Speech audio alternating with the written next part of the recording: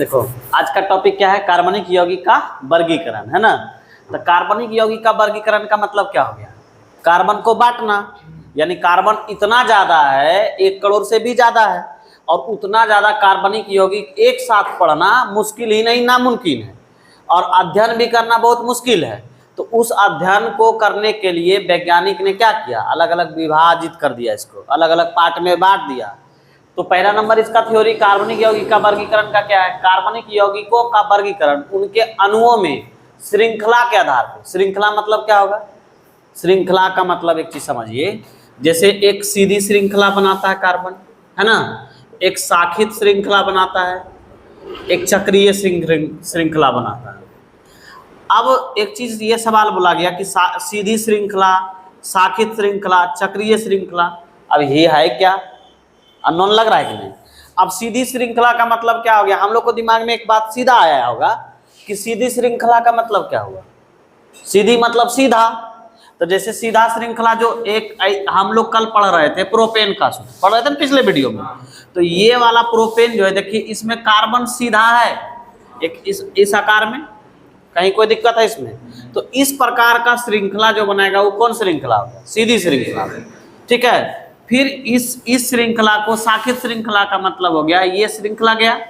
अब इस सीधी श्रृंखला में एक कार्बन इसमें जोड़ दीजिए, तो ये कैसा श्रृंखला हो गया, शाखित श्रृंखला हो गया, यानी तीनों कार्बन में एक शाखा के रूप में जुड़ गया, तो ये कहलाया आपका शाखित श्रृंखला। अब बेटा देखिए इसमें चक्रीय श्रृंखला आता है। चक्रीय का मतलब क्या होगा, चक्रण के रूप में, मुड़ाव के रूप में। जैसे चक्रण का क्या हो जाएगा, इस तरह मुड़ेगा, या मंदिर के आकार का होगा, है ना। तो चक्रीय श्रृंखला का मतलब हो गया, देखिए एक मान लीजिए यहाँ पे एक कार्बन है, फिर यहाँ एक कार्बन है, अब दोनों के बीच बंध बना, अब ऐसे बंध बन गया, यहाँ पे हाइड्रोजन एक है, यहाँ भी हाइड्रोजन है। अब ये देखिए इसका बंध रेखा लिखना चाहिएगा, तो इस प्रकार लिखाएगा बेटा, देख लिखाएगा। तो ये एक प्रकार का कैसा श्रृंखला हो गया, चक्रीय श्रृंखला हो गया।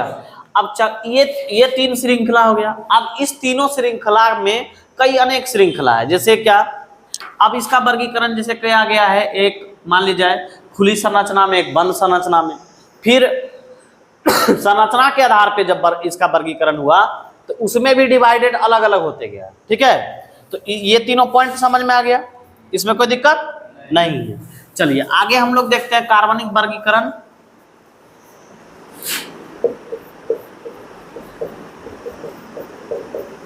कार्बनिक यौगिक, है ना।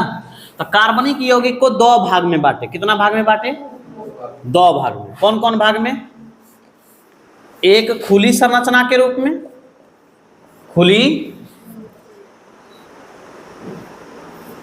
श्रृंखला वाले यौगिक, ठीक है। दूसरा क्या बांटे, बंद श्रृंखला या चक्रीय श्रृंखला कह सकते हैं, बंद श्रृंखला या चक्रीय श्रृंखला वाले यौगिक, ये 2 भाग हो गया, ठीक है। अब इसमें एक बात समझिए, खुली श्रृंखला को भी बांटा गया। खुली श्रृंखला 3 टाइप से बनता है, कितने टाइप से, 3 टाइप से। तो इसको भी 3 भाग में बांट दिए, कितना भाग में, 3 भाग में।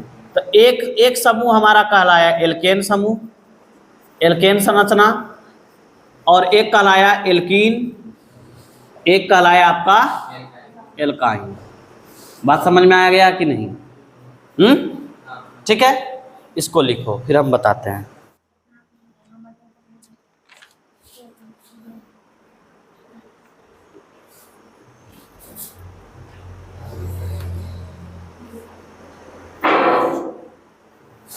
हो गया।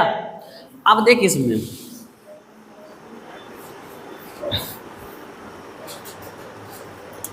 अभी बंद श्रृंखला को भी 2 भाग में बांटा गया, कितना भाग में बांटा गया, 2 भाग में। इसी के नीचे खींचना तीर, जैसे ऐसे खींच के यहाँ पे ऐसे खींच के 2 भाग बांट लेना, ठीक है। कॉपी पे बटा जाएगा, अरे बटाएगा कि नहीं बटाएगा। अब इसको 2 भाग में बांटा गया, एक सम चक्रीय यौगिक में, एक सम चक्रीय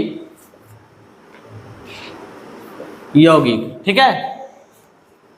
एक फिर बांटा गया विषम चक्रीय यौगिक में।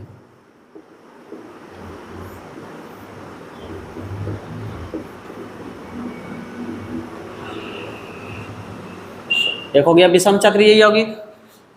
कौन कौन भाग में बांटे? फिर सम चक्रीय यौगिक को भी, इसको भी बांटा गया, ठीक है।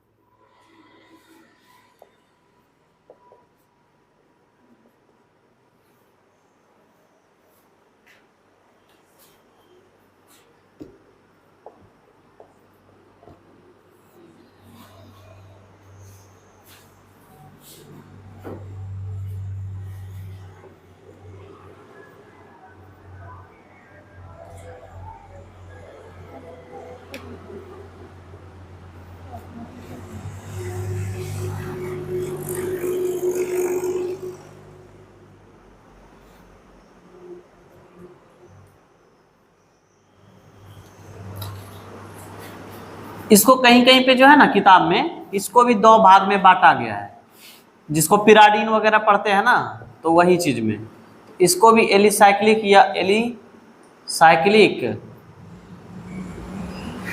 और एरोमेटिक, ठीक है।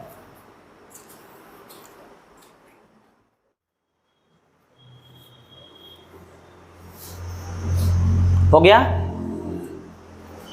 अब एक चीज आते हैं, इसमें खुली श्रृंखला वाले यौगिक है ना, तो खुली श्रृंखला वाला यौगिक के बारे में ये दो तरह का यौगिक बनाएगा, है ना। चलिए लिखिए, स्टार्ट दीजिए, लिखिए खुली श्रृंखला वाले यौगिक, या एक और नाम से इसको जानते हैं हम लोग, एलिफैटिक के नाम से, है ना, या एलिफैटिक यौगिक।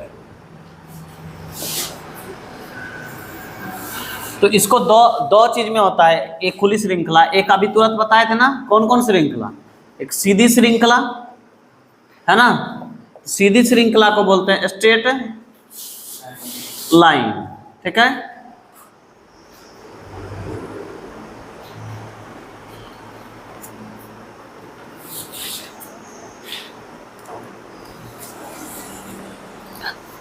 और दूसरा होता है, दूसरा कौन बताए थे, शाखित श्रृंखला,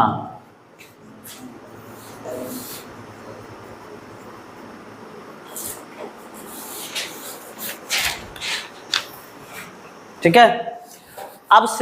अब ये बात समझ में आ गया, यानी खुली श्रृंखला वाले यौगिक वो बनाएगा सीधी श्रृंखला और शाखित श्रृंखला। चक्रीय 3 प्रकार का बनाएगा, कितना प्रकार का, एक चक्रीय, द्विचक्रीय और त्रिचक्रीय, बस यही बनाता है। फिर विषम चक्रीय भी बनेगा, है ना। विषम चक्रीय में क्या बनाएगा, पिराडीन वगैरह बनाता है, जिसमें नाइट्रोजन, बेंजीन के साथ नाइट्रोजन आ जाए, सल्फर आता है, ऑक्सीजन आता है ना। चलो देख, तो हम लोग यहाँ से चले एक बार, कार्बनिक यौगिक का वर्गीकरण किसके आधार पे करेंगे, अणुओं के श्रृंखला के आधार पे। तो कार्बनिक यौगिक को पहला कितना भाग में बांटे, सब एक साथ बताओ, कितना भाग में बांटे। पहला भाग का क्या नाम कहलाया, खुली श्रृंखला, दूसरा भाग का बंद श्रृंखला या चक्रीय श्रृंखला। खुली श्रृंखला को कितना भाग में, पहला भाग का क्या नाम है, दूसरा भाग का, तीसरा भाग का। आगे जाके पढ़ेंगे तो एल्केन में एकल बंध बनता है, एल्कीन में डबल बॉन्ड बनता है, एल्काइन में ट्रिपल बॉन्ड बनता है। अब बंद श्रृंखला को दो भाग में बांटे, कितना भाग में बांटे? एक कौन सा यौगिक कहलाया? दूसरा कौन सा यौगिक कहलाएगा? अब समचक्रीय को भी कितना भाग में बांटे? एक भाग का क्या कहलाएगा? साइक्लिक, और दूसरा क्या कहलाएगा? एरोमेटिक। अब साइक्लिक और एरोमेटिक में दोनों समझिए। अब एलिसाइक्लिक का मतलब हो जाए जो सिंगल बॉन्ड, डबल बॉन्ड या ट्रिपल बॉन्ड से निर्माण हो, उसको बोलेंगे एलिसाइक्लिक। ये साइकिल के रचना का रूप में हो गया, या मंदिर का आकार का होगा, ठीक है, या भुजा के आकार के रूप में होगा, लेकिन इसमें डबल बॉन्ड बनाएगा एक जगह, या एक जगह ट्रिपल बॉन्ड बना ले, जो खुली श्रृंखला से निर्माण हो। कौन श्रृंखला से निर्माण हो? खुली श्रृंखला से निर्माण हो, वो कहलाएगा एलिसाइक्लिक। लेकिन एलिसाइक्लिक तब कहलाएगा कि चारों तरफ से उसका मुंह बंद होना चाहिए। क्या होना चाहिए? बंद होना चाहिए। जिस मंदिर का आकार का है ना, ये किसका आकार का है? बर का आकार का, और ये देखिए पिरामिड का आकार का है। अब ये यहाँ पे एरोमेटिक को भी दो तरह बांटा गया। एरोमेटिक का मतलब हो गया बेंजीन और वगैरह जो से बनता है उसको बेंजीन से कहते हैं। तो एरोमेटिक में एक बेंजोनाइड कहलाता है, एक नॉन बेंजोनाइड कहलाता है। फिर विषम चक्रीय में दो तरह से बनता है, एक एलिसाइक्लिक बनता है, एक एरोमेटिक बनता है। बात समझे कि नहीं? अब एक चीज, अब इसमें एक पॉइंट इसमें नोट करना है, खुली श्रृंखला। खुली श्रृंखला को एक और नाम से जानते हैं, कौन नाम से? एलिफेटिक यौगिक के नाम से। पहला क्या नाम है? और दूसरा, यानी पहला नाम हो गया सीधी श्रृंखला, दूसरा नाम क्या हो गया? शाखित श्रृंखला। अब पहला एक, अब इसमें देखेंगे कि शाखित श्रृंखला और सीधी श्रृंखला में डिफरेंट क्या क्या आएगा, ठीक है। जैसे हम लोग कल पढ़ रहे थे, ब्यूटेन वगैरह देखे थे, कल का देखे थे ना ब्यूटेन वगैरह। तो देखिए एक चीज, पहला पॉइंट क्या है? सीधी श्रृंखला, यही ना। तो सीधी श्रृंखला में देखिए,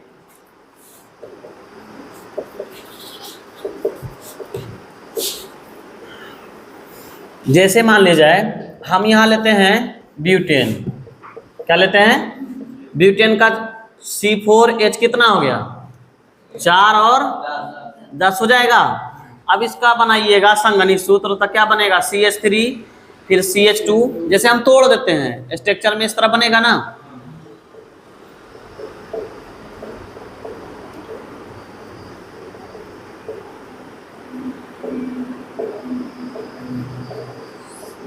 इस कार्बन पर कितना हाइड्रोजन? फिर बीच में कैसा बॉन्ड? फिर इस कार्बन पर कितना हाइड्रोजन? फिर इस कार्बन पे, और इस भी कार्बन पे कितना? 3 है ना। अब देखिए इसको हम दो नाम से जान सकते हैं, ब्यूटेन के भी नाम से जान सकते हैं, या इसको कहीं कहीं एन ब्यूटेन लिखा रहेगा। एन ब्यूटेन का मतलब हो गया बेटा एन नॉर्मल ब्यूटेन। कौन सा ब्यूटेन? नॉर्मल ब्यूटेन, ठीक है। इसको हम लोग इस नाम से जान गए, ठीक है। ये हो गया नॉर्मल ब्यूटेन। अब एक सवाल और आता है, आपका 5 नंबर पर क्या होना आता है? पेंटेन, एकल बंध में पेंटेन आता है। तो C5H कितना हो गया? 12 हो गया। अब हम इसका बनाना चाहेंगे, संगनी सूत्र डायरेक्ट लिखते हैं, ठीक है, क्योंकि इस तरह बना लीजिएगा। तो यहाँ पे मान लीजिए इस तरह स्ट्रक्चर बना लीजिए।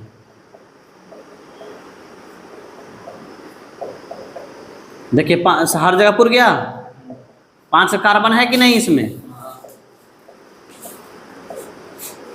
अब बोलिए इस कार्बन पर कितना हाइड्रोजन? CH3, इस पर CH2, इस पर भी CH2, इस पर भी CH2 और इस पर भी CH3। अब बोलिए इसको क्या पढ़िएगा? नॉर्मल पेंटेन या एन पेंटेन? इसको पढ़ेंगे नॉर्मल एन पेंटेन या कौन सा पेंटेन? या नॉर्मल पेंटेन। बात समझ में आया? अब देखो ये कौन सा श्रृंखला कहलाया? सीधी श्रृंखला, सीधा रूप में बनाया ना। अब सीधी श्रृंखला को, अब इसमें बोला 2 तरह बनता है। कौन श्रृंखला में? सीधी श्रृंखला में बनता है। एक खुली श्रृंखला में 2 तरह से निर्माण होता है, एक आपका सीधी श्रृंखला, एक शाखित श्रृंखला। तो इसका फिर शाखित कैसे बनता है, तो इसको देखेंगे पहले हम आप लोग।